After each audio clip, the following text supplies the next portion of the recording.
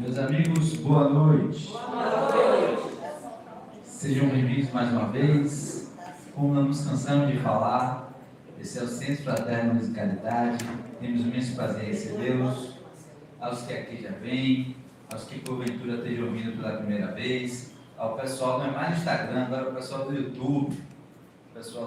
Sejam bem-vindos. A gente sempre começa as nossas palestras, nossas doutrinárias, nossos eventos, com alguns pequenos avisos, alguns lembretes, né, para as pessoas que estão porventura chegando hoje. A gente está em semana de festa, né? A gente não faz mais uma semana espírita como era antes, faz uma jornada espírita, que a gente não consegue fazer a semana toda. Então, de quinta a domingo estaremos aqui no evento. Vamos até colocando aqui a programação, tá? Do evento que a gente vai ter. Mas, a Sema fala um pouquinho, mas o que importa para a gente aqui é que nós estamos reunidos para comemorar nosso 21º ano de existência do Centro Fraterno. E aí, a partir do 10º ano, a gente começou a fazer, né, essa jornada espírita. A gente chegou a fazer uma semana espírita completa, né, em homenagem, né, ao aniversário do centro. E aí, durante a pandemia, a gente não pôde fazer, e aí a gente ficou extremamente triste, né, porque era 20 anos, a gente queria estar fazendo um evento bacana, mas foi a pandemia. Como o palestrante de ontem falou, somos sobreviventes, né, os que estamos aqui. Temos tido sentir felizes, porque somos sobreviventes de tudo que passamos, mas firmes e fortes estamos aqui para continuar esse trabalho. Então, hoje, a gente vai ter a palestra com o nosso irmão Marcel, já dando aqui o boas-vindas. Esse ano mudou um pouquinho, o Marcel sempre fez a nossa abertura. Esse ano mudou, ele veio para sexta-feira. Não tinha agenda na quinta, mas não, para a gente a alegria mesma, né, não mudou nada. No mais, só alguns pequenos avisos. Quem puder desligar o celular, a gente pede por favor que desligue ou bote no silêncio, somente para evitar aquele toque durante a palestra. Cadê Sibeli? Desistiu já? Já entregou? Não. Ah, então vem para cá. Sibeli está aqui com a rifa na mão. Pega ali, Sibeli. Não, eu quero é o presente aqui. Levanta lá. Pega aí para mim, você pega, Margot. Sibeli está com a rifa, tá certo? De uma que eu aprendi. Pode botar aqui em cima da mesa, Margot, depois eu tiro. De uma batedeira orbital, tá certo? Que eu aprendi, que eu assisto muito o programa de culinária, tá certo? Ainda não sei fazer nada, tá? Quer dizer, na verdade não, sou aprendiz de Bruno do churrasco. Já sei fazer alguma coisa, viu, meu amigo? Já sei fazer alguma coisa, pelo menos, já é algo. Mas eu assisto muito programa, e eu aprendi que isso aqui é uma batedeira orbital, tá? Muito da bonita vermelha, tá certo? Planetária. Mas parece, né, orbital? Não parece, não parece. Então, gente, uma batedeira, né? Para as pessoas que não sabem, a gente ganha esses itens, né? Já a Patete ganhou 3. E aí a gente faz uma rifa, que é uma forma de ajudar aqui nossa casa, a gente pagar aqui as despesas. Basicamente, aluguel e energia elétrica consomem a nossa renda. E aí a gente conta com a ajuda de vocês. Quem quiser, chama a Sibeli, levanta a mão, que ela vai até vocês. A rifa custa a fortuna de R$10. Para assinar um número, tá certo? Você assina quanto número você quiser. E a nossa expectativa é amanhã, que está fechando ela, tá? Então, porventura, quem não vir amanhã, coloca o telefonezinho, que se você não estiver aqui, a gente liga, mas amanhã a gente vai fechar ela na continuidade, né, do evento, porque é à tarde. Amanhã, deixa eu tomar aqui a parte da semana rapidinho. Amanhã a gente tem Clóvis Nunes. Eu vim pescar só o horário, tá, pessoal? Eu sei que é Clóvis. Amanhã a gente tem Clóvis Nunes, 14 horas, tá? Falando sobre transcomunicação instrumental, tá certo? E aí, isso aqui não é uma palestra de Clóvis, tá? É um seminário. Pode deixar a música aí? Não é uma palestra, é um seminário de Clóvis, tá? A gente vai fazer, vai dar um intervalo e volta. E aí, para quem conhece Clóvis Nunes, né? É um palestrante, escritor, pesquisador da doutrina, realmente com serviços prestados, tá? Então, assim, vale muito a pena, né? Chega um pouquinho antes, né? Porque aí o nosso espaço não é grande, então você sempre está na escola, no seu lugar e tal. Depois de Clóvis, a gente teve ali, ó. Pronto, aí estava todo mundo querendo saber quem era, Dr. Márcio Santana, tá certo? Que postou uma foto recentemente do Cristiano Ronaldo, deu um zuzuzum aí danado nas mídias, mas Dr. Márcio, a gente está muito feliz também em trazer, tem muito conteúdo aí, tá? Para trazer para a gente. Aí Dr. Márcio é 18 horas, tá? Porque Clóvis vai fazer um seminário, vai ter intervalo, volta. E Márcio vai estar aqui 18 horas com a gente, tá certo? Rapidamente tem a prova, tem, pronto. E domingo a gente vai ter cartas consoladoras, tá? Que aí é aquele evento que é o dia todo, tá? A gente vai ter 85 fichas distribuídas. A gente tem a parte da manhã, a gente tem a parte de distribuição das fichas, tá bom? E atendimento e a psicografia à tarde. Aí a gente vai explicando, aí ao longo do evento também a gente fala um pouquinho mais disso. Tá bom, gente? Minha parte é só era assim, mas que era isso, né? Vou tirar. Boa palestra a todos, já se fez a luz.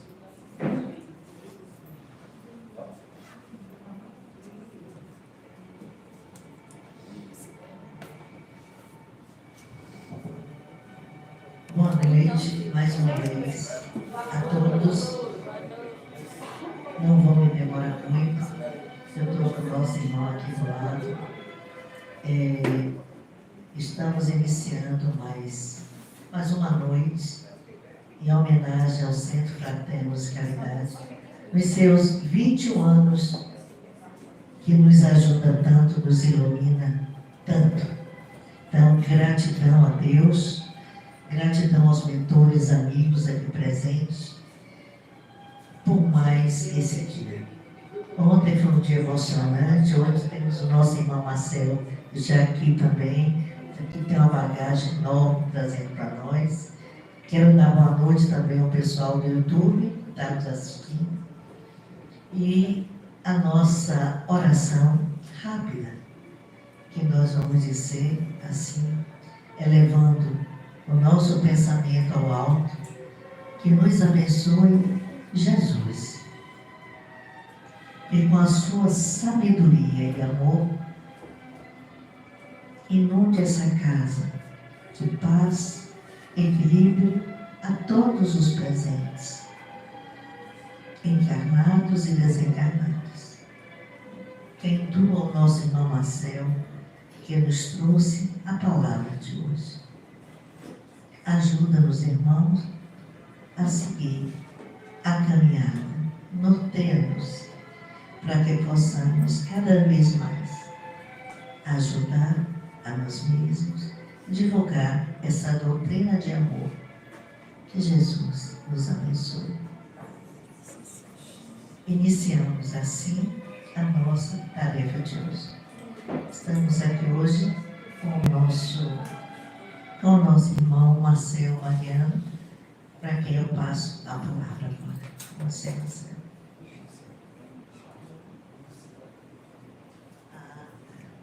O tema da noite do Marcelo, que vai falar, inclusive, hoje é uma data importante para a doutrina espírita, porque é aniversário de desencarne de Kardec. Passam 100 e lá se vai, que me clareia, Marcelo, 154 anos do desencarne de Allan Kardec hoje. Então, o nosso tema com Kardec é isso. Nós estamos com o nosso tema geral, que é falando sobre a doutrina. Ontem nós tivemos a vida de Kardec, ontem, e hoje ele vai nos falar hoje de o Espiritismo nos dias atuais. Agora é Marcel, ele está conosco em todas as jornadas. Essa é a 8ª jornada que nós fazemos. 8 anos, Marcel.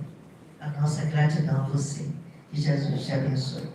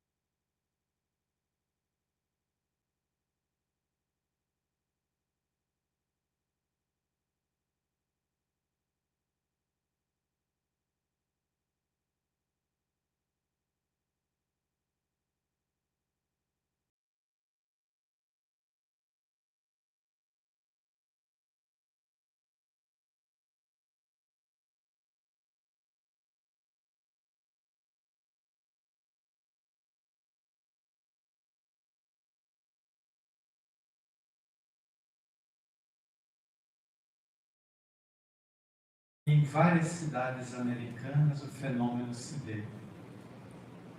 Entretanto, é de se registrar que aqui na cidade de Mata de São João, à época, no distrito de Salvador, ocorriam fenômenos desde 1844, portanto 5 anos antes de Hydesville. Existia uma senhora lavadeira na então cidade, muito pequena, um distrito povoado, hoje município emancipado, e ela toda terça-feira realizava sessões mediúnicas em sua casa. Como aquilo incomodou a vizinhança e, sobretudo, despertou a intolerância católica clerical da época, eis que alguém levou a denúncia de que na casa daquela lavadeira, na periferia de Mata de São João, Satanás, o demônio, se comunicava às terças-feiras.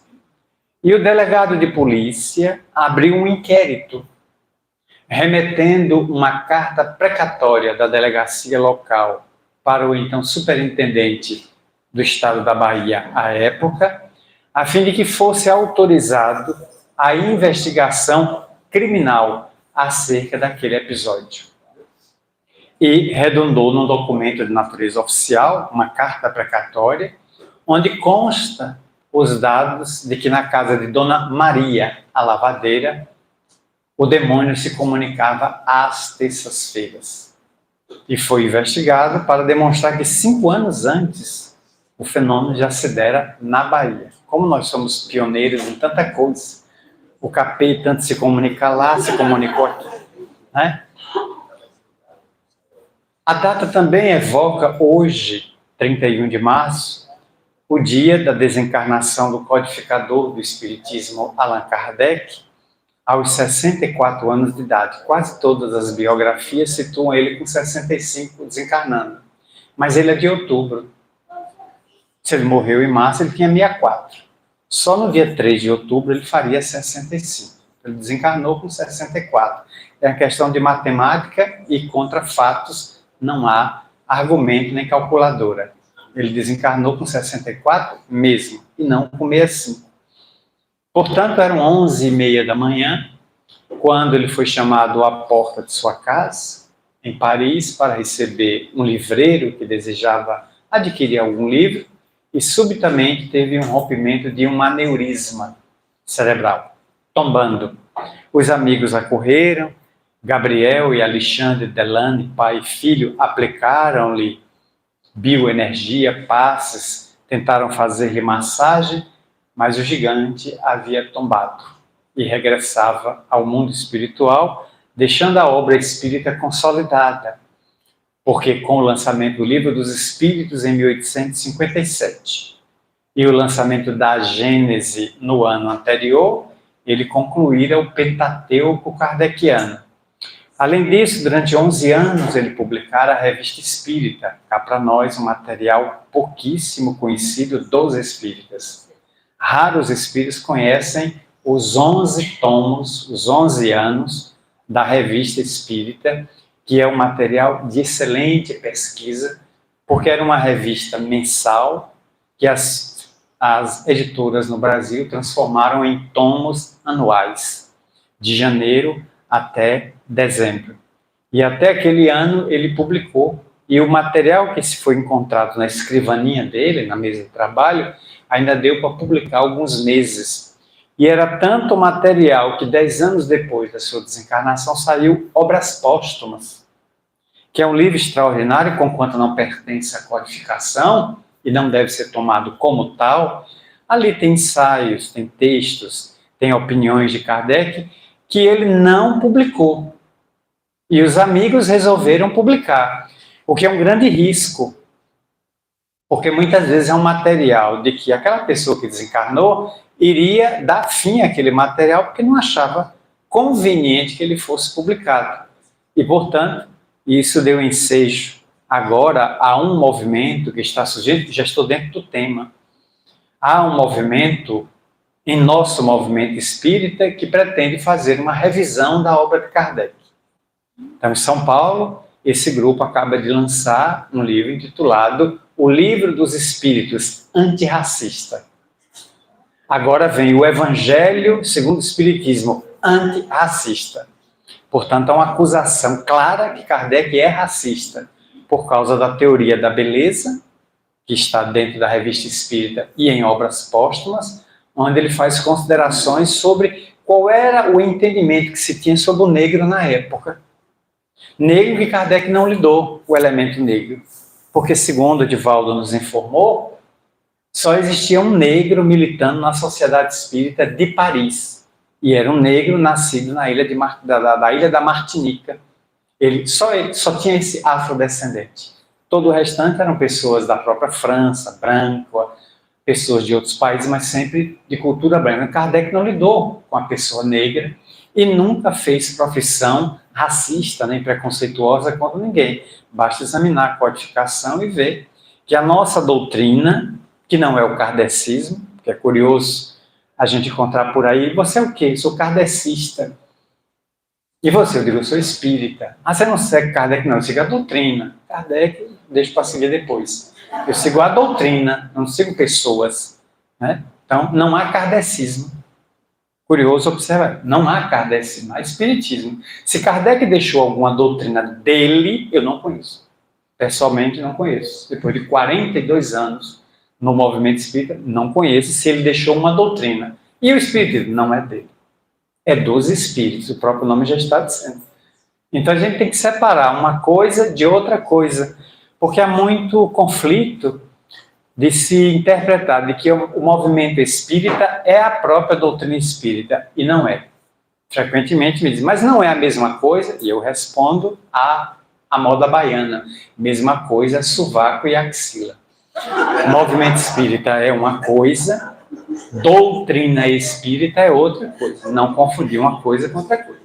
A doutrina espírita, cujo tema da noite é o espiritismo e a atualidade, os dias, os tempos atuais, é o conjunto de princípios sistematizados, organizados, se diz codificado, mas a nossa doutrina não é um código, é uma doutrina, conjunto de princípios, portanto, que ele organizou com o auxílio de diversos médiuns que estavam assistidos por espíritos os mais variados.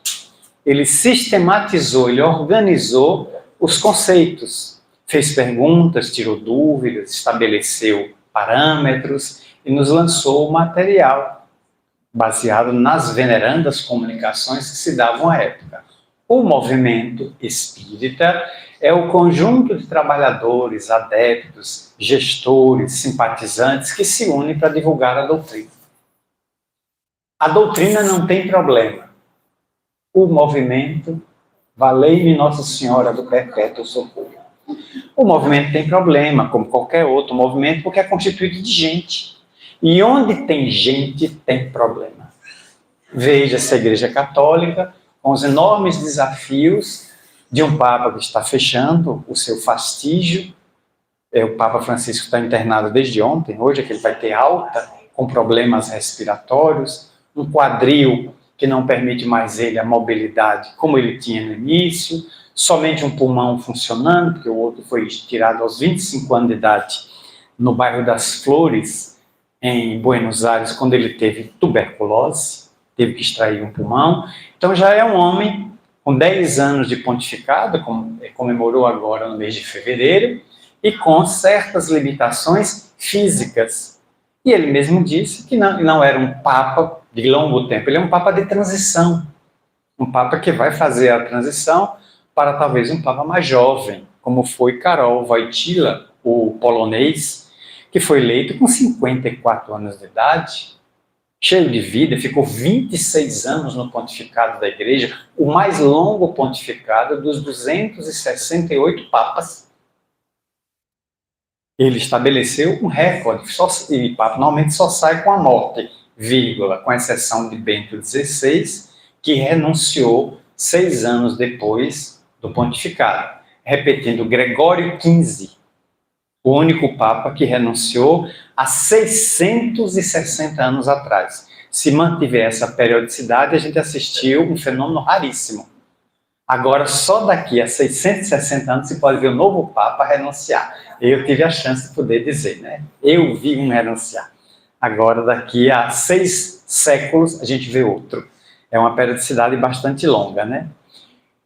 E por isso mesmo, tá aí os desafios da igreja, os desafios das igrejas evangélicas, do anglicanismo e de inúmeras doutrinas enfrentando a dinâmica dos tempos atuais, os desafios que tem que elas se luarizarem, elas têm que oxigenarem os seus conteúdos dogmáticos, reverem livros, posturas, porque a dinâmica social é mais intensa do que a dinâmica teológica, que se mantém muito engessada. E eu não posso mais ter uma doutrina igual à Idade Média respondendo aos apelos da Idade Contemporânea. Não dá. Os remédios têm que se atualizando conforme o avanço das doenças.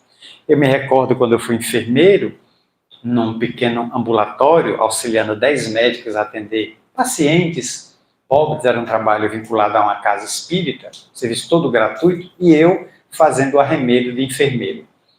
E ali eu recordo que para essas doenças de largo espectro se recomendava muito na época a tal da bezetacil.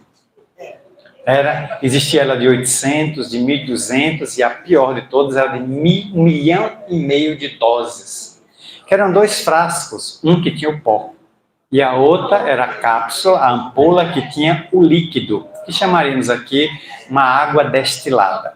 Se colocava, se puxava água destilada, ia para o tubo onde tinha o pó, se injetava na tampinha que era uma rolha bem molinha, de borracha, jogava o líquido, aí fazia aquele gesto assim quase obsceno, né? Na frente do paciente, o paciente já via o túnel da morte. Aí se fazia o gesto assim, se sorria como que ele está pronto. Aí depois enfiava de novo, puxava, se colocava para cima para o indivíduo já ver a dimensão para onde ele ia subir, espremia o ar para tirar o ar da agulha, que era deste tamanho, atravessava o braço, o osso e atingia o perispírito, aí aplicava na pessoa, se ela sobrevivesse, a sífilis, a gonorreia, o cancro e outras doenças que exigiam penicilina, eram afastadas por essa.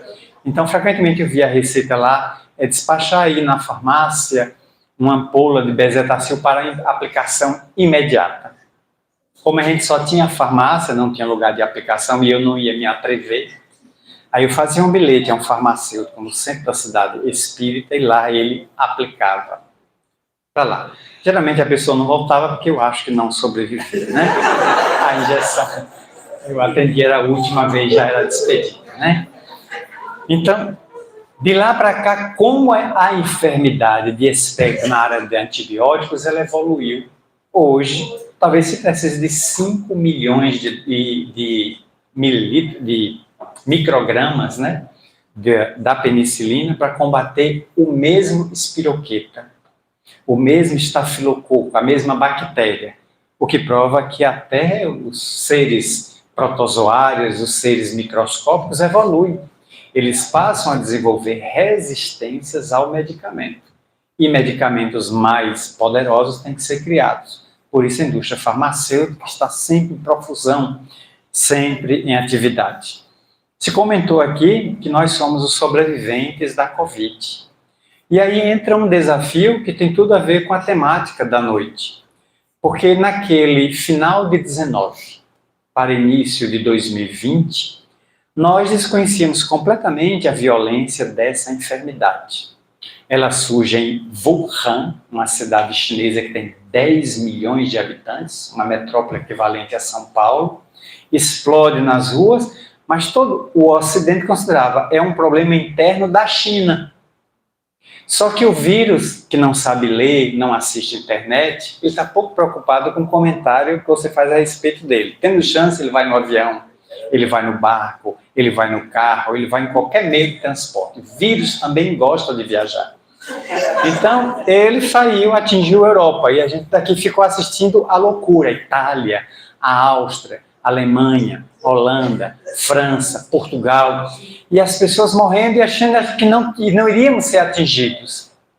Até que em fevereiro de 2020, um brasileiro recém-chegado de Milão, na Itália, trouxe o vírus. Detectado em São Paulo, o vírus se espalhou, nosso ambiente aqui é muito propício ambiente equatorial, tempo quente. O vírus também estava festivo, ele veio assistir o desfile de carnaval, era o período de fevereiro, ele veio, se alastrou pelo Brasil e logo, logo nós éramos segundo lugar no mundo em número de mortes, só perdendo para a China, mas a China não divulga seus dados, a gente só ficou atrás dos Estados Unidos. E agora, tem uma semana, o Ministério da Saúde divulgou que, infelizmente, atingimos 700 mil óbitos. Estava ali em 695, desacelerou bastante, foi subindo devagarzinho, mas chegou a 700 mil óbitos de Covid. Os americanos sepultaram 1.100.000 americanos. Eles têm 400 mil pessoas a mais de óbitos. Valas eram cavadas conjuntas para fazer sepultamentos coletivos. Em nosso país, nós tivemos óbitos de até 4.000 pessoas por dia. No dia seguinte, 3.800, 3.500. E aquilo gerava um pânico divulgado pela mídia, por várias emissoras conjuntamente. Bom, mas o que isso tem a ver? É que nosso movimento, e pego de surpresa, nós corremos em fechar as portas das instituições. Cerra as portas, fecha. Eu, pessoalmente, que trabalho dentro da Mansão do Caminho, de 8 às 17 horas, todos os dias, meu posto de trabalho é lá dentro.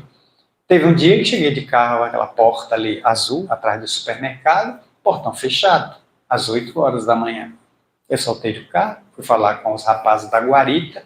Não, o Divaldo mandou, terminou, fechou o portão, a partir de agora a mansão está isolada. Não, todas as atividades estão suspensas, menos a maternidade. Fora a maternidade que continuou funcionando, porque você não pode dizer ao bebê, volte depois, não. Eu vou nascer hoje. É hoje, não quero nem saber. Fora a maternidade Marieta Pereira da Silva, que funciona até hoje, direto. Todos os outros, seu creche fechou, escola fechou, padaria, parou tudo. Porque lá dentro tem uma comunidade de 15 idosos, entre os quais o mais velho, nesse momento, é Divaldo, com 95 anos, rumando para 96, recém-chegado da temporada de palestra nos Estados Unidos. Ele chegou terça-feira. Portanto, fechamos e aí ficamos todo mundo dentro de casa, com medo das casas espíritas fechadas. Somente 30, 60, 90 dias depois, começou os ensaios do Google Meet, que era a ferramenta que se tinha na época. O grupo se reunia, mas se usava muito Facebook e Instagram.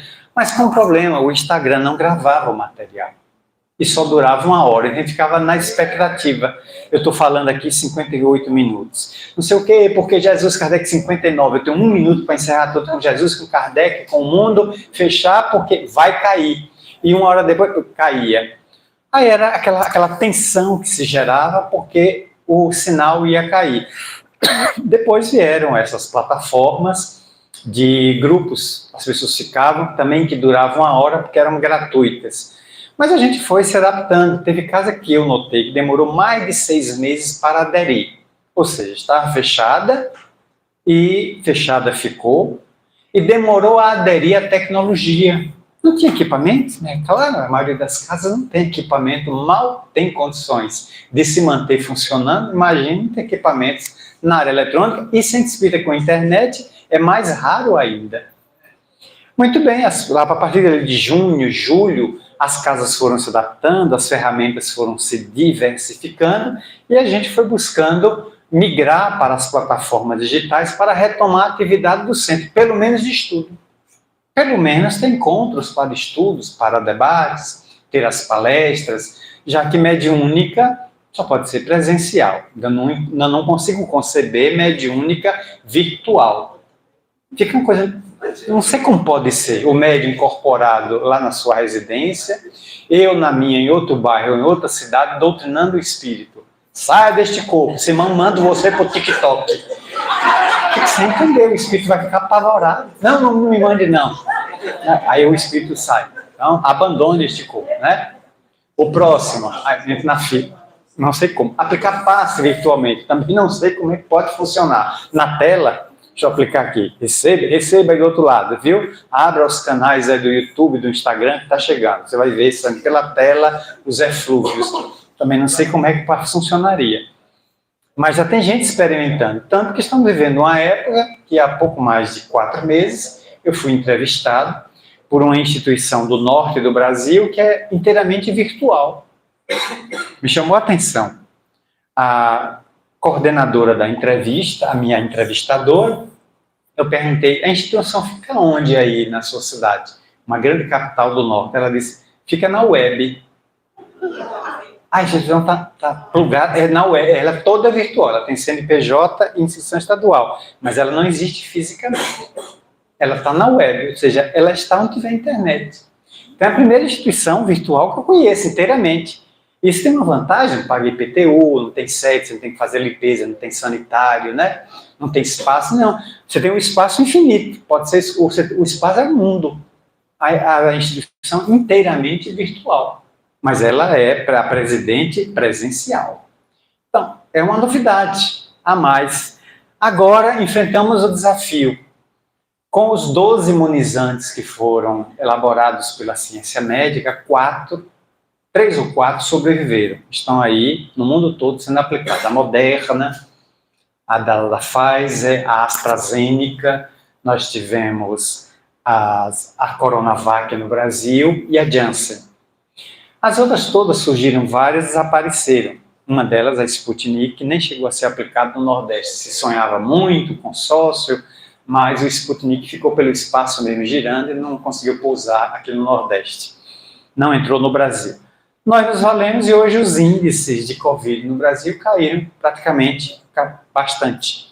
Hoje tem dias inteiros, semanas inteiras, que a gente não tem um óbito por Covid, mas todo dia tem óbito por chikungunya, por dengue, por zika. Agora a tuberculose está de novo atuando. Há surto de tuberculose no Brasil, doença que deveria estar sendo erradicada desde o século XIX, mas está voltando por várias outras razões. Portanto, agora temos um desafio. As casas voltaram. Cadê os trabalhadores? Estão em casa aguardando as palestras pelo YouTube. Então não querem ir. Grupos de estudos que secaram completamente, agora reabertos presencialmente, o trabalhador tem resistência em voltar à instituição para se ajustar ao grupo de estudo. Ele está esperando que o grupo dele seja híbrido. Volte presencial com alguns corajosos, transmita o material para que ele fique em casa, de preferência deitado na cama dele, no tablet, assistindo. Porque em algum momento ele desliga o monitor e ele vai dormir. E a gente fica pensando que ele está assistindo o grupo. Porque ele pode desligar o monitor e eu não sei se ele está ouvindo por áudio material ou ele adormeceu. Então, posso me transformar num palestrante de azepam. Eu começo a falar e a pessoa do outro lado dorme. É induzido. Não quero virar a palestrante ampliquitio, né? Aplica, a pessoa apaga na palestra. Eu quero fazer a atividade, a pessoa assistir. Mas ela tem que ligar a tela. Como tem cursos pelo Tribunal de Justiça, em que não é permitido no curso dado pela Unicorp, Universidade Corporativa que pertence ao Judiciário, você não pode desligar o monitor. Já se criou o mecanismo, porque a pessoa pode desligar o monitor, vai fazer uma outra coisa e fica ouvindo. Depois ele recebe o certificado. O instrutor diz, não, tem que estar ligado. Se você pode sair, eu daria um intervalo, porque você precisa ir a uma água, a um sanitário, mas depois você dá. Se desligar, não é computado a sua frequência. Então já criamos mecanismos de fuga, de sair de fininho, a francesa, ou a baiana, ou a paraibana, ou a sergipana, não sei, a sair da coisa, tirar o braço da seringa para não ter que assistir o evento. Então, as casas estão vivendo o que Alberto Almeida, do Pará, meu amigo e meu irmão muito querido, me ligou alguns dias atrás e disse, Marcel, aqui em Belém está havendo uma desertificação das instituições. Eu achei a expressão muito curiosa. As instituições reabrirem, o trabalhador está em casa. Sim, mas quem é que vai manter as atividades da instituição funcionando se o trabalhador está em casa? Porque a instituição está sendo procurada pelos enfermos, pelos filhos do Calvário, pelas pessoas obsidiadas, porque nunca surgiu tanto processo obsessivo quanto nesse período. Porque ficamos dentro de casa. E dentro de casa surgiram os conflitos, as incompatibilidades de gênio. Por que é que eu digo isso? Porque de fevereiro do ano passado até fevereiro desse ano, eu fiz mais de 350 divórcios. Mediei mais de 350 divórcios. Quase todos oriundos contaram-me as partes de conflitos dentro de casa, por ficarem os dois segregados. Aí explodiram as diferenças. O exaustor era ir para a rua. Mas no auge da pandemia, todo mundo não se atreveu aí. As recomendações é fique em casa, use máscara, muito álcool gel, se proteja. Dentro de casa, aí explodiam as tensões, que muitas vezes os cônjuges, por imaturidade, por incompatibilidade de gênio, por interesses fora de casa, não conseguiam administrar com equilíbrio. Então recorreram ao divórcio. Eu peguei divórcio de até 50 anos. O casal já estava à beira de ser bodas de ouro, 49 anos de casamento. Seria em setembro desse ano, mas eles encerraram um pouco antes o casamento, porque já não dava mais. E peguei divórcios com 90 dias. Jovens à minha frente. Se casaram há 90 dias, inclusive deviam estar tão enamorados que ele também adotou o nome dela. No ato do casamento, ela pegou um patronímico dele e ele pegou um patronímico dela. Que chique, né? Era um namorinho lindo. Aí estavam ali os dois agora em turras, estavam ali agressivos na audiência.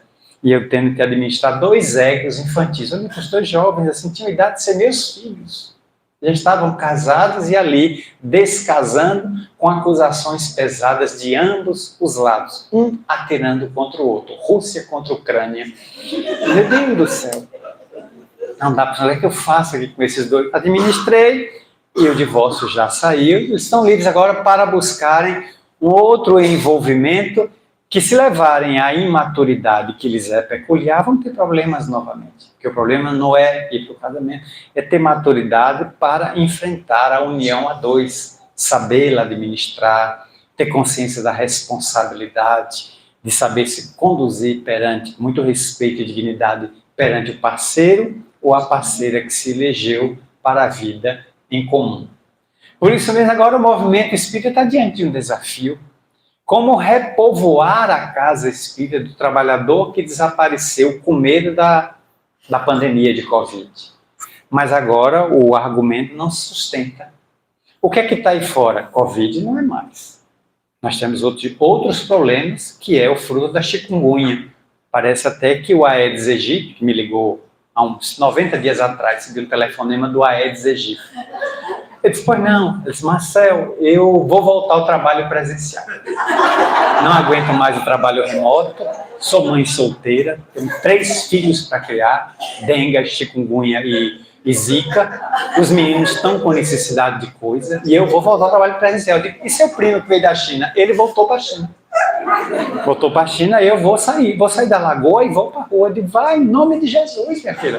Trabalhe mesmo. Quem tem mãe solteira, 3 filhos, né, sem a presença do pai, tem que ir realmente trabalhar. Tá aí. Agora temos outros desafios, mas fica o medo, talvez seja um desafio maior. Enfrentar todos. Tivemos aqui, lembra, com máscara, umas palestras anteriores, temos aqui todos com máscara. Estamos hoje aqui todos. Não há mais necessidade de máscara dentro dos aviões. A Anvisa retirou. Então agora temos que conviver. O vírus está aí, temos que aprender a conviver com ele e retomar nossas atividades. Então já não tem mais essa justificativa do trabalhador e dizer que não volta por causa da doença. Não, é dificuldade, é insegurança, mas existia antes, existe agora, existe depois. A insegurança até dentro de casa. Quanta gente assaltada dentro de casa, o arrastão, o sequestro, o bandido que entra, faz os moradores cativos, exigem resgate. Em todo lugar há um clima de violência. Ninguém está blindado contra ela. Toma conta da Terra. Mas nós temos que conver, a Terra é planeta de provas e de expiações. O que esperar de um mundo deste? Onde o mal predomina, conforme o capítulo 5 do Evangelho. Sempre o mal predominando, porque a maior parte dos seus habitantes ainda são inferiores moralmente, intelectualmente, e dão vazão a seus instintos. Mas nem por isso vamos fugir da Terra, porque se estamos aqui reencarnados, viemos com a possibilidade e a tarefa de aprender, de evoluir, não de pagar. Que é um discurso muito sadomasoquista. Eu estou na Terra para pagar a dívida. A Terra é escola pública. Pelo menos até ontem não foi privatizada, né? Se é pública, não tenho nada para pagar. Então, estou na Terra para aprender, para ser feliz, para evoluir, para me autodescobrir. Estou na Terra para pagar nada. Então, tirar esse discurso que não se presta dentro do contexto da visão espírita, e nós temos que voltar à atividade, tanto que eu só tenho convites até janeiro de 24, estou convites até lá, todos presenciais. Eu tenho evitado convites virtuais, justamente para estimular.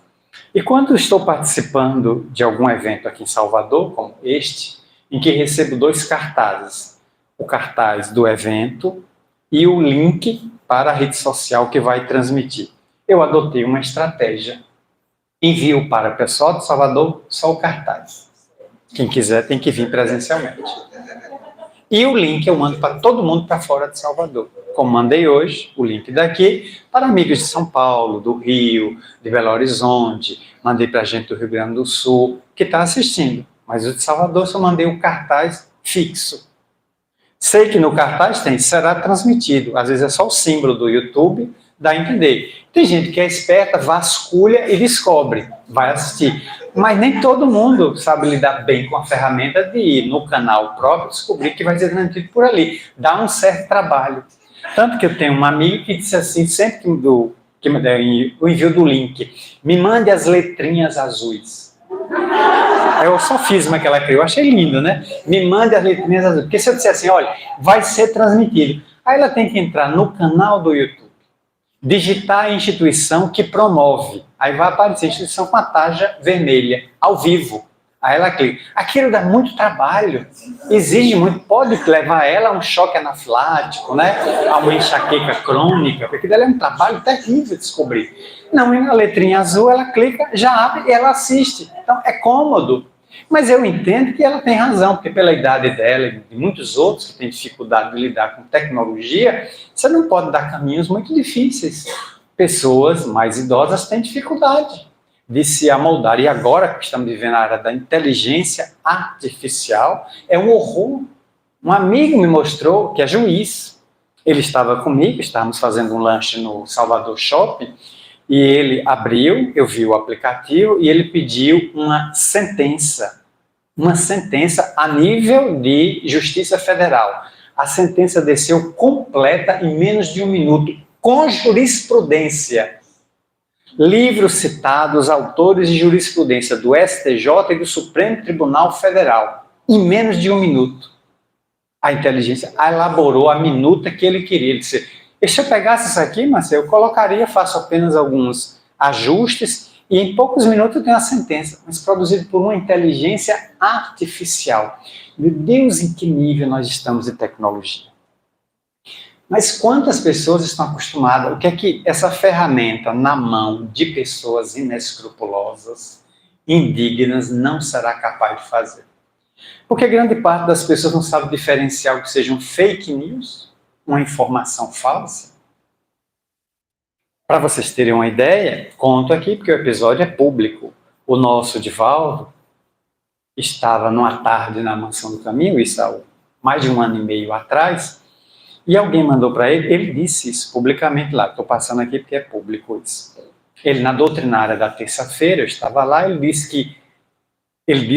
que iria, aquela noite, comentar um vídeo atribuído ao presidente russo, Vladimir Putin, em que este homem, que autorizou a invasão da Ucrânia e está lá no massacre, destruindo uma nação inteira, ele teria feito um discurso em Moscou condenando os homossexuais e dizendo que na Rússia não iria se admitir homossexuais, casamento entre pessoas do mesmo sexo, porque ele mandaria todos para a Sibéria, para campos de concentração gelados na Sibéria.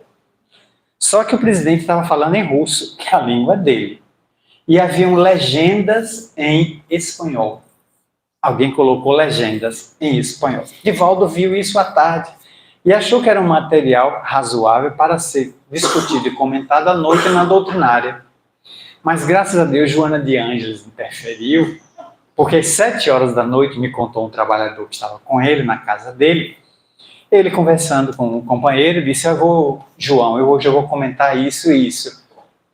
E onde você vê esse material, Divaldo? Ele disse, hoje à tarde na internet. O companheiro deu aquele estalo. Peraí, Divaldo, peraí. O companheiro foi, entrou no computador lá e entrou num site que diz o que é notícia verdadeira do que é fake news. E esse site disse que aquele discurso do presidente Vladimir Putin realmente aconteceu, mas ele estava homenageando os soldados russos que morreram na Segunda Guerra Mundial quando invadiram Berlim. Havia 80 anos e ele estava colocando uma coroa de flores no túmulo do soldado soviético, era soviético à época, que havia adentrado Berlim para destituir e prender Adolf Hitler. Mas não o fez porque Hitler cometeu suicídio. E o corpo de Hitler nunca foi achado. Aí alguém jogou uma legenda de outro assunto, só em língua espanhola. Como Divaldo fala espanhol, ele achou que aquele discurso era homofóbico. Mas o presidente Vladimir Putin não estava se referindo à homofobia. Estava homenageando os seus soldados de seu país. Aí ele corrigiu e aproveitou a palestra para mostrar o cuidado que a gente tem que ter. De saber qual é a informação verdadeira da informação falsa, produzida por mentes argutas, por pessoas inescrupulosas, por vassalos das sombras, que querem nos levar ao descrédito, trazer uma informação não balizada. Basta analisar aqui quanto foi a luta da vacina. E até hoje nós temos pessoas no movimento espírita, que se dizem espíritas que nunca se vacinaram. Não se revele não, fique tranquilo aí que eu não vou lhe acusar de nada, se tiver aí. Estamos fazendo aqui uma análise, não acusação, nada de caça às bruxas. Mas nós temos amigos hoje, eu tenho vários amigos no movimento espírita que dizem, eu não tomo esses imunizantes. E uma delas me disse isso, não toma esses imunizantes, vídeo da China, me disse por telefone. E eu perguntei, mas por que você não toma? Não tomo porque tem um chip dentro do imunizante e ele sobe para o cérebro e passa a lhe controlar para que o presidente chinês lhe comande. Que teoria! Por isso que eu tomei 4 e se eu andava Xi Jinping, eu andava assim. Ia ser já o negócio, né? Eu disse, pois é, eu tomei 4 e não anda assim, nada. Não anda com o olho puxado assim, comendo só arroz, 3 pratos de arroz por dia. Não anda assim, não. Mas ela disse que não tomaria. Espírita, trabalhadora de uma casa, leitora de Kardec. Ora, para uma pessoa, não foi ela, porque eu conheço a situação dela, conheço a pessoa, e ela tem muitos desafios que ela vem superando ao longo do tempo. É uma mulher batalhadora, mãe solteira. Mas para uma outra pessoa que me perguntou isso, o que é que você acha dessa minha resistência? Eu digo, eu acho que você devia fazer concurso para a Anvisa. Faça concurso para a Anvisa. Destitua a diretoria da Anvisa e se torne a única pessoa que autoriza o que a gente pode ou não usar. Porque você nunca estudou infectologia. Você nunca fez um curso de bacteriologia, de biologia, de nanotecnologia e sabe mais do que aqueles técnicos da Anvisa? Nós estamos perdendo um gênio. Você é uma mistura de Beethoven, Leonardo da Vinci, Albert Einstein, batido nessa batedeira aqui. É a mistura de um gênio só reencarnado. Ele está perdendo você. Você é um gênio. Você devia estar lá, comandando. Eu sou o senhor dono da vida, não sou o diretor da vida, sou o dono. Eu que digo qual é a vacina que o brasileiro fala, não tomar. Esse remédio, toma. Aquele ali, não. Esse sim, aquele não. Vá para lá. A pessoa me olhou assim, é o que eu posso recomendar. Porque como é que você desacredita do órgão nosso, que autoria o mesmo que o americano desacreditar do FDA deles, que autoriza alimentos, que deve ser consumido pelo americano, e remédios. Mas são eles que analisam. Eu não entendo desse campo, não é minha área, não fiz curso. Então, até prova em contrário, eu acredito. Tanto que eu tomei 4 doses e não morri. Pô, você tomou 4 doses, 2. Quais foram? Eu digo, 2 de Mausebia, uma de vodka e outra de Jurubeba Leão do Norte. Se álcool por fora faz bem, imagine por dentro. Eu não perco a piada, mas não perco mesmo. Nasci com essa veia infeliz. Não perco mesmo. Brinquei com a pessoa, tomei 4 doses, está aí, porque houve ambientes que só podia entrar com o comprovante, como a própria mansão. Na mansão houve um período, no ano passado, que só se entrava de máscara, e já existia uma pessoa lá com uma caixa distribuindo para os esquecidos, mas eu sempre carrego no carro, e comprovando como era o Tribunal de Justiça, só se entrava na sede do TJ, no CAB, comprovando ali embaixo as doses, demonstrando. Então, para onde eu vou, eu levo meu cartão de vacinação, porque se ainda precisa, vai que volta, vai como o kit no carro, o kit de primeiro socorro no carro. Foi abolido, mas vai que volta, é melhor andar com ele, nunca se sabe. Vai lá que revogam a lei e eu já estou com o kit lá dentro para qualquer coisa. Então, como nós estamos enfrentando desafios, e o Espiritismo, não, como diz Herculano Pires, talvez aqui na parte mais sensível da exposição, Herculano Pires, no seu livro O Espiritismo, Esse Desconhecido, coloca claramente de que o espírita não sabe o tesouro que tem nas mãos. Em verdade, a gente está manipulando a doutrina espírita como se fosse uma religião, que é a visão bem típica no Brasil. Porque no seu tríplice aspecto, quando o Espiritismo veio para o Brasil, e aqui se implantou para ser a nação mais espírita da Terra, hoje na atualidade, nós tínhamos já um caldo cultural muito denso, muito nutritivo, mas na área religiosa. Quando o país foi descoberto em 1500, qual foi o primeiro ato que se fez em Coroa Vermelha? Na missa. Primeiro ato. Ninguém parou ali com retorta. Vamos examinar os índios aqui e ver o DNA desses meninos. Ninguém parou para examinar isso. Não, reza logo uma missa. Toda cidade no Brasil, dos seus 5.555 municípios que o Brasil tem, geralmente a cidade nasceu em torno da igreja. Se fundou primeiro a igreja e a cidade cresceu. Tanto que hoje em dia, a gente se encontra onde? Na matriz. 8 horas, a gente se vê lá na matriz. É um jargão. A matriz passa a ser o centro, a referência da cidade. A cidade cresceu em torno daquela igreja católica. Depois vieram as outras denominações. Então, nós não temos base nem filosófica, diz Herculano Pires. E os grandes filósofos espíritas, todos já desencarnaram. Ele, Deolinda Amorim e outros grandes pensadores, né? Já foram, Rubens Romanelli. E nós não temos, no Brasil, nenhum viés científico, tanto que se constata claramente quantos ganhadores do Nobel nós temos no Brasil. 0. Nunca o Brasil foi laureado com Nobel nenhum. Em área nenhuma nós ganhamos o Nobel. Os americanos já ganharam 347 Nobéis. 347. Até a Argentina já teve Nobel.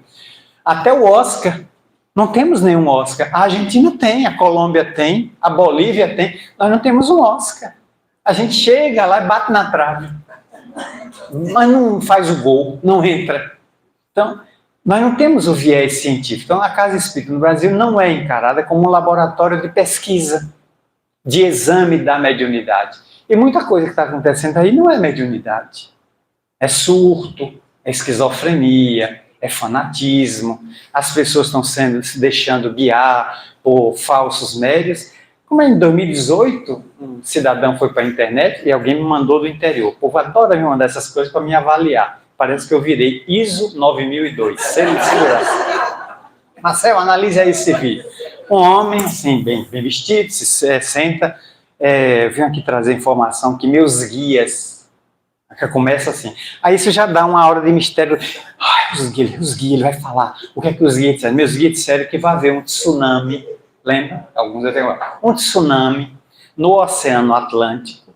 As ondas vão atingir a costa brasileira, que tem 8.000 quilômetros de costa, nós temos no Brasil, 8.000 quilômetros, e 5 cidades vão desaparecer, Salvador, Recife, Florianópolis, o Rio e uma outra aqui do Nordeste, parece que era Aracaju. Essas 5 vão ser engolidas. As outras todas litorâneas vão sofrer danos muito grandes. Portanto, estou avisando que o tsunami vai acontecer entre 18 de dezembro até o dia 26 de 2018, virada para 19. Muito bem, ele anunciou ali pelo dia 10 de dezembro, 5 de dezembro, o vídeo viralizou, como é natural, quando tem catástrofe, viraliza mesmo. E o pessoal, o Espírito Santo me mandando, o que é que você acha? Eu digo, não acho nada, porque eu só acho quando eu perco. Perdi alguma coisa, eu acho. Se eu não perdi nada, não acho. Vocês acharem uma dentadura? É minha. Aí eu acho. O que é que você acha? Não acho nada, não perdi nada. Eu fui olhar, não tem o nome do homem, não tem o guia que ele consultou. Digamos assim, meu guia é Jacques Cousteau, né? Aquele oceanógrafo. Aí vai a pena. Jacques Cousteau veio me orientar, ele que entende do mar, e ele disse que vem um tsunami por aí. O movimento espírita aderiu, foi divulgado em casas, eu soube que se passou em instituições, em grupos de estudo, o pessoal se afasta da orla.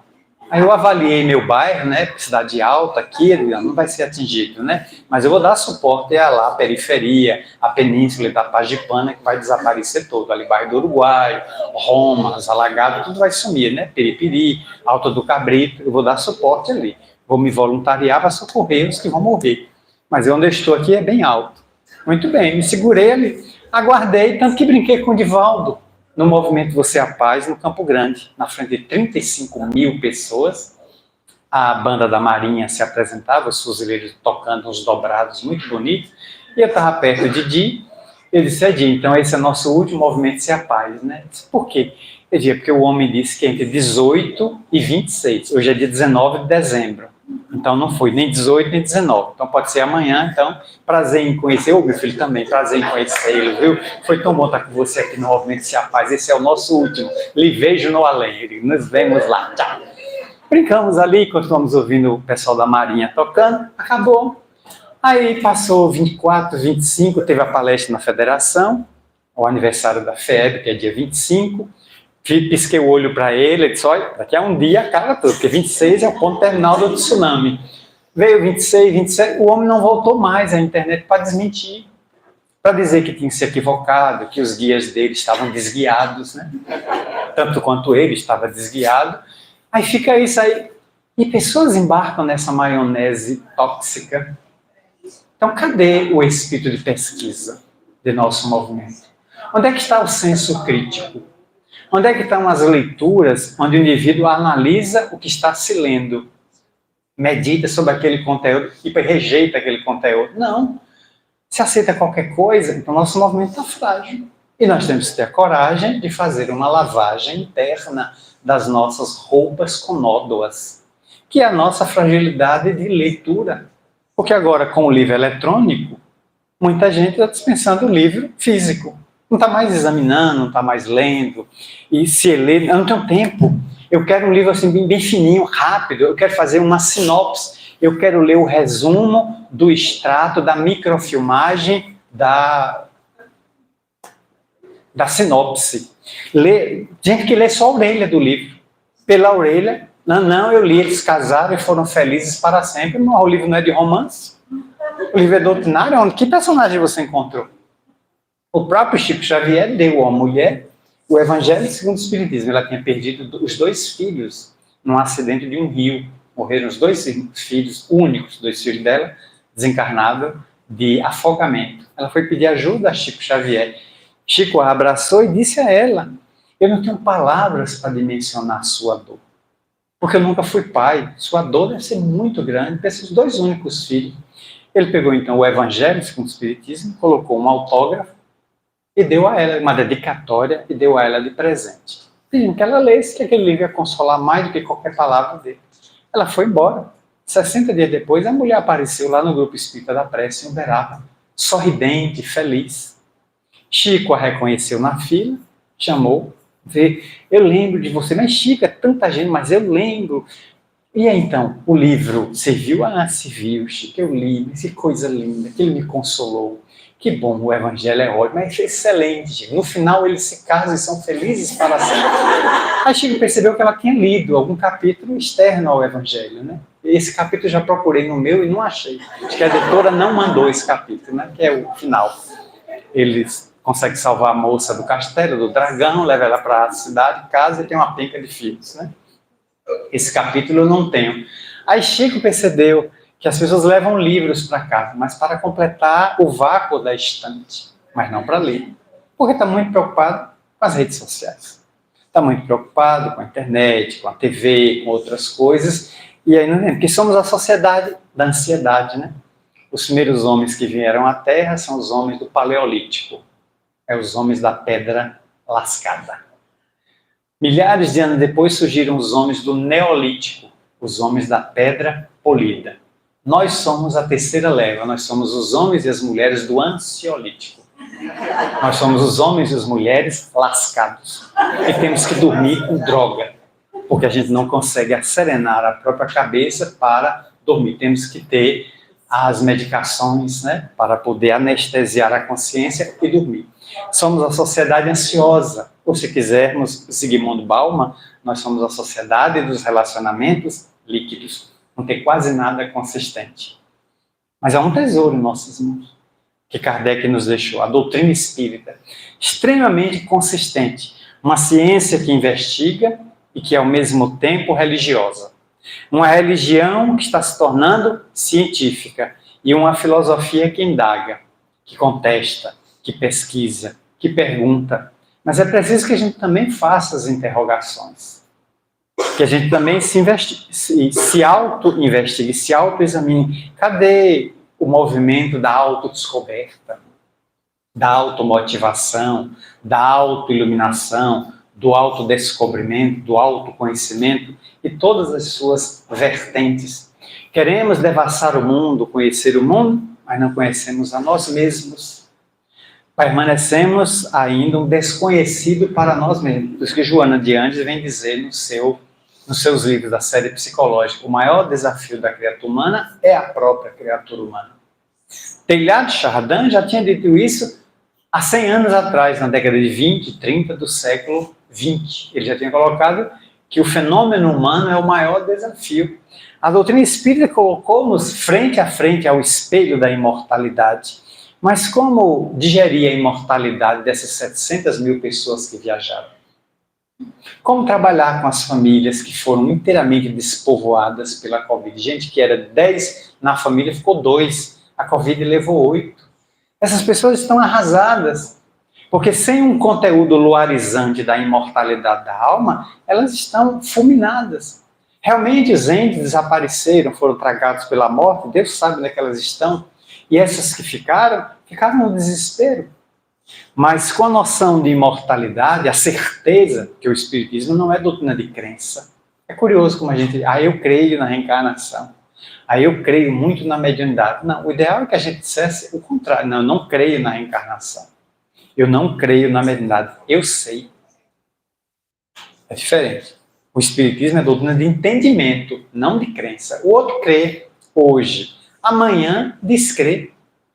Ontem conversava com um dirigente espírita, uma dirigente, por isso que eu não podia aceitar o convite para ontem, porque eu estava numa casa aqui grande, eu conversava lá e a dirigente da instituição me disse que grande parte dos trabalhadores dela não voltou e alguns não vão voltar, migraram para a messiânica, migraram para igrejas evangélicas, mas uma grande parte ela sabe que está no candomblé, estava no espiritismo antes da Covid. Veio a Covid, agora está nos terreiros para buscar a linha afrodescendente.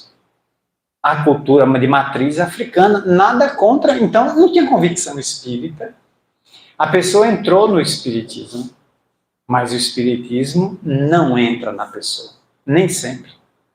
É muito difícil o espiritismo entrar na pessoa. Todo mundo pode entrar no espiritismo, mas o espiritismo não entra em todo mundo. Porque é preciso ser poroso, permeável, permitindo que os conteúdos espíritas penetrem-nos a alma. E a gente vai trabalhando aqueles conteúdos para rever os nossos conteúdos, ressignificando esses conteúdos. Não dá para conviver o novo com o antigo. Aí é o conflito da modernidade. Nós temos que ressignificar e saber que estamos em trânsito. Aliás, na Terra tudo é passageiro, menos o cobrador e o motorista. Nós estamos de passagem, então que ninguém se apegue, porque tudo que se tem vai ficar, tudo que se é vai se levar.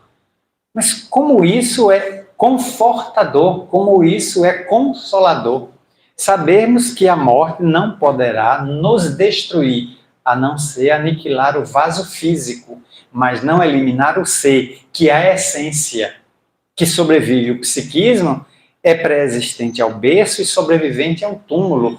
Isso não é crença, é material provado desde o século XIX por exaustivas pesquisas de pesquisadores do quilate de Charles Richer, Nobel de Medicina.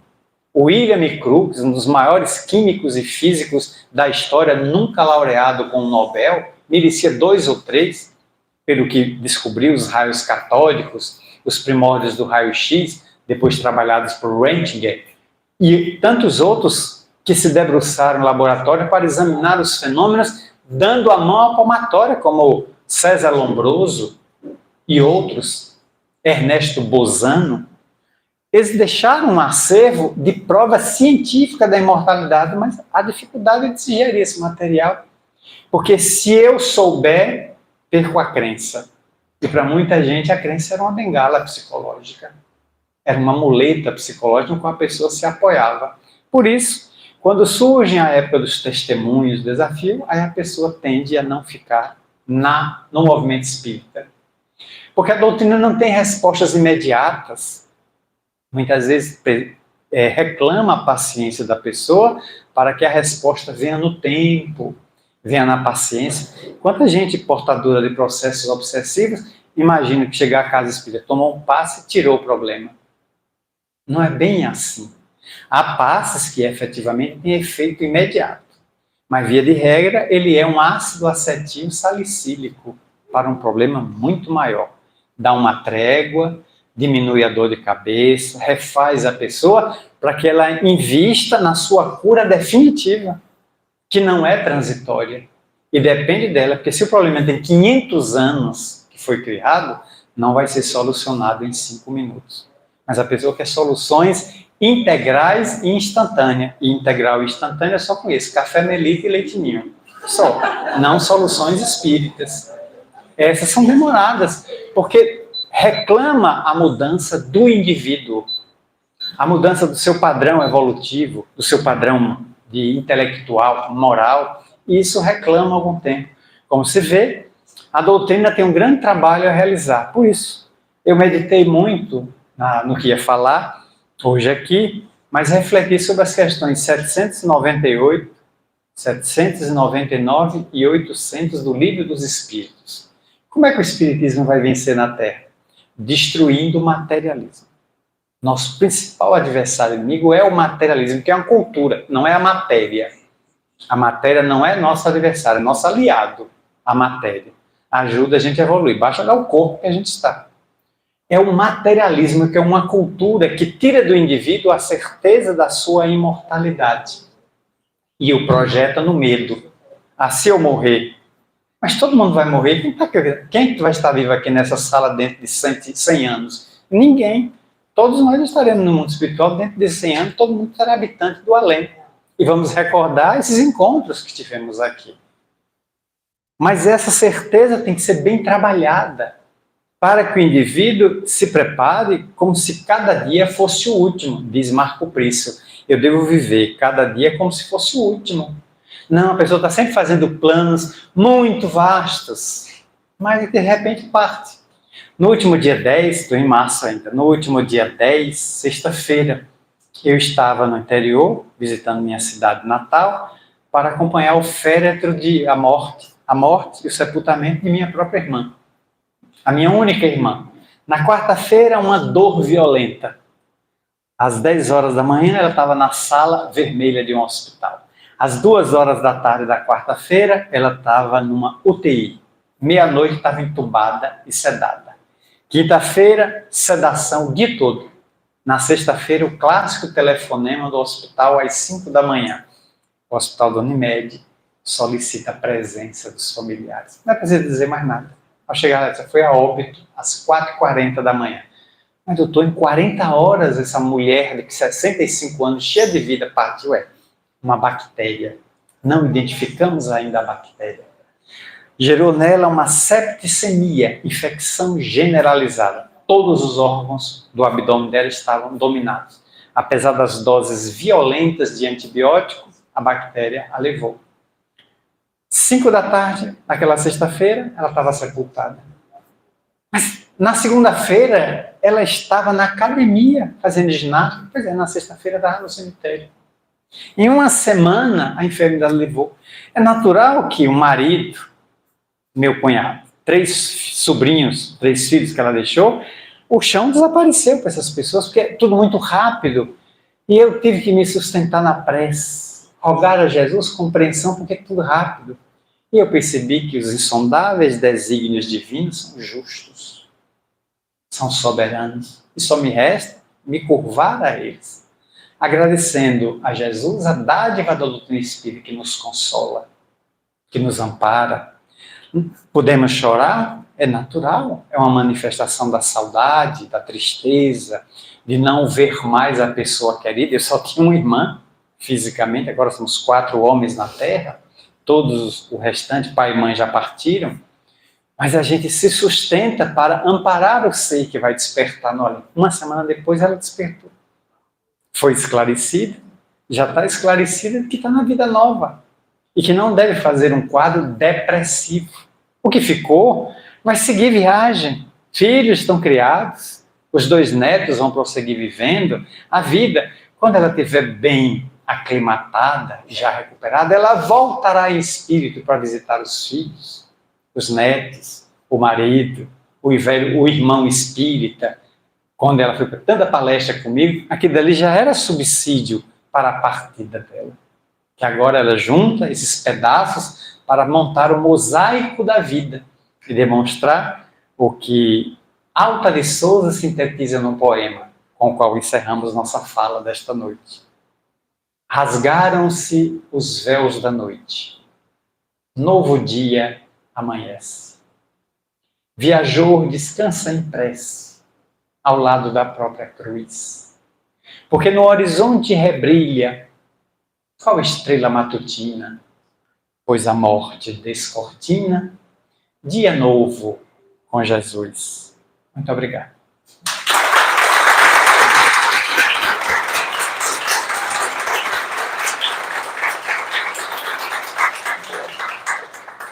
Bem, meus irmãos, que nós, depois dessa maravilha de fala do nosso irmão Marcel, gratidão, Marcel, que estava aqui conosco, nós só agradecemos a casa, ao irmão Marcel, por nos trazer tanta coisa boa, material para que nós possamos refletir. Marcel tocou no ponto crucial dos estudos. Estudos online. Gente, voltemos para a casa espírita. Ela precisa de todos nós. Porque, aliás, não é ela que precisa de nós que precisamos dela para nos esclarecer. Aqui, depois que nós voltamos, ela assim, por que ela continua online? Não, bate na tecla, Marcelo. Será presencial. Porque não tem condição mais de se fazer. Já chega. Foram muitos anos, fomos quase que obrigados. Agora não. Agora vamos retornar às casas espíritas. Porque aprendemos uns com os outros e com a doutrina. Tão essencial para a nossa vida. Nós somos kardecistas. Mas você falou outro ponto espetacular. Somos espíritas. É isso que nós somos. Gratidão, Marcel. E agora, gente, nós não estamos tendo passe nos dias que nós estamos tendo nos dias da jornada. Então, como nós sempre fazemos, nós fazemos eu quero também falar a vocês que o nosso irmão Marcel, através dele, a nossa irmã Marta é o espírito que acompanha Marcel, mentora do nosso irmão Marcel, traz belíssimas mensagens e tem um confrade nosso que faz essa mensagem até no YouTube e no Instagram, que é o Flávio, nos trazendo. Inclusive, Marcel, eu quero dizer que as palestras do Flávio são pautadas nas mensagens da Marta. Já falei isso para você, né? Então, que ele tem nos abrilhantado bastante com as suas mensagens e nos colocando tantas reflexões. Então, nos despedimos do pessoal do Instagram, e do Instagram não, do YouTube, né? Desculpa o pessoal do YouTube. Quer dizer que amanhã estaremos aqui às 2h da tarde, teremos aqui o nosso irmão, vamos falar sobre transcomunicação instrumental com Clóvis Nunes, e depois teremos com o nosso irmão Márcio Santana, falando sobre medicina, equilíbrio e espiritualidade. Então, gratidão a todos, e eu peço que abaixe um pouco só a luz, para que nós possamos fazer uma prece.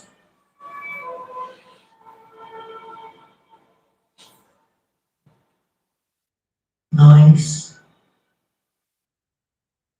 pequeninos que somos, irmãos, todos nós, espíritos em aprendizado, neste planeta, que nos acolhe segundo a nossa luz, segundo o nosso campo vibratório. Irmãos, agradeçamos a Deus a possibilidade desse crescimento. Vamos valorizar a cada momento dessa jornada chamada vida, neste planeta que estamos aqui, e vamos vibrar por todos os irmãos, aonde eles estiverem. Vamos vibrar pela paz, vamos vibrar pelo equilíbrio, vamos vibrar pela luz que todos nós temos em nós, para que ela se acenda cada vez mais, que a crueldade que ainda trazemos de tempos passados, oremos para que ela seja minimizada, que ela seja terminada em nós, porque o amor de Deus também existe em nós. Que este amor se faça em todos os corações. Vamos mentalizar esse amor de Deus na psicosfera de todos os pensamentos dos irmãos. Estejam eles aonde estiverem. Gratidão a Deus. Que o Mestre Jesus continue do planeta luz, aonde estiver, iluminando a todos nós. Gratidão a todos os tarefeiros espirituais que aqui estiveram, trazendo tantos outros irmãos, sem o corpo físico, mas sedento das informações que foram passadas nesta noite. Todos nós precisamos aprender.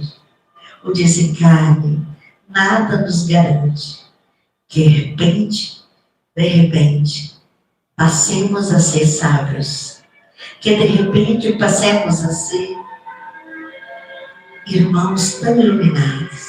Não, irmãos.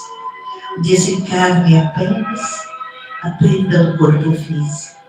O espírito como caminhante segue a sua jornada em aprendizado, tanto aqui como lá. Somos todos aprendizes do caminho. Que Jesus abençoe esta casa, todos os irmãos espirituais, que o nosso irmão Flecha Ligeira, com a sua flecha de luz, ilumine a todos nós. Gratidão ao irmão Marcelo, que trouxe tantas informações pertinentes desta noite. E que possamos retornar em paz aos nossos lares. Que assim seja. Até amanhã.